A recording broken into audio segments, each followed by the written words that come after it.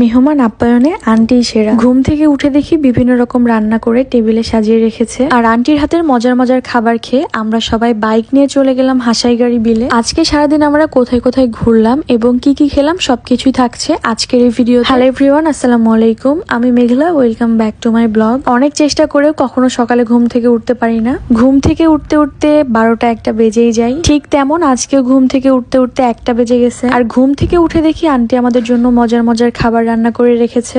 Aunty রান্না করেছিল গরুর মাংস, খাসির মাংস, মুরগির মাংস, ইলিশ মাছ, পোলাও। আর আন্টির হাতের সবগুলো রান্না এত বেশি মজার যে এই খাবারের স্বাদ আমাদের সবার মুখে লেগে থাকবে। খাওয়ার আগে আমরা সবাই রেডি হয়ে গিয়েছিলাম, কারণ খাওয়া শেষ করে আমরা যাব হাসাইগাড়ি বিল। হাসাইগাড়ি বিলে আমার কখনো আসা হয়নি, এটাই প্রথম। অনেকবার আসার প্ল্যান করেছি কিন্তু কখনোই আসা হয়নি। কিন্তু আজকে কোনো প্ল্যানই ছিল না, হঠাৎ শুনছি আমরা এখন হাসাইগাড়ি যাব, তাও আবার বাইকে। এই যে দেখেন সবগুলো বাইক একসাথে, আমরা একসাথেই যাচ্ছিলাম হাসাইগাড়ি বিলে। আর হাসাইগাড়ি বিলে শুধু পানি আর পানি, আপনি যেদিকেই তাকাবেন সেই দিকেই পানি দেখতে পারবেন। আর আমরা এখন সবাই একটা নৌকায় উঠে যাচ্ছি, কারণ আমরা সবাই এখন যাব একদম পানির মাঝখানে। কারণ পানির মাঝখানে একটা গাছ আছে, সেটা হলো ভাইরাল গাছ, আর আমরা সেই গাছটাই দেখতে যাচ্ছি। আর আজকের ওয়েদার নিয়ে আসলে কিছুই বলার নেই, অনেক বেশি সুন্দর ওয়েদার ছিল। আর এত সুন্দর ওয়েদারে আমরা সবাই নৌকায় এত বেশি মজা করেছি।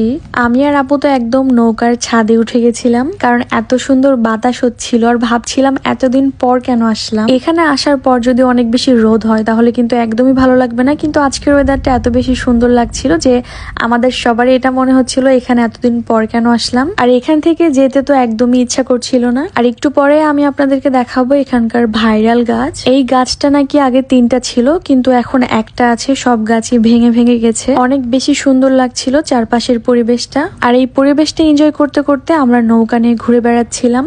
আর এই যে দেখেন হাসাইগাড়ির সেই ভাইরাল গাছ। আচ্ছা, এটা কি গাছ আপনারা কি কেউ জানেন? যদি জানেন অবশ্যই কমেন্ট করে জানাবেন, কারণ আমি বুঝতে পারছি না এটা কিসের গাছ। এখানে সবাই তো গাছের উপরে উঠে গেছিল, ভাইরাল গাছ বলে কথা। ওপর থেকে আমার জামাই আমাকে এই ভিডিওটা নিয়ে দিয়েছিল, একদম ড্রোন শুটের মতো ভিডিও আসছে। সবাই এখানে বসেছিলাম, আর আমাদের সাথে কিন্তু আন্টিও ছিল।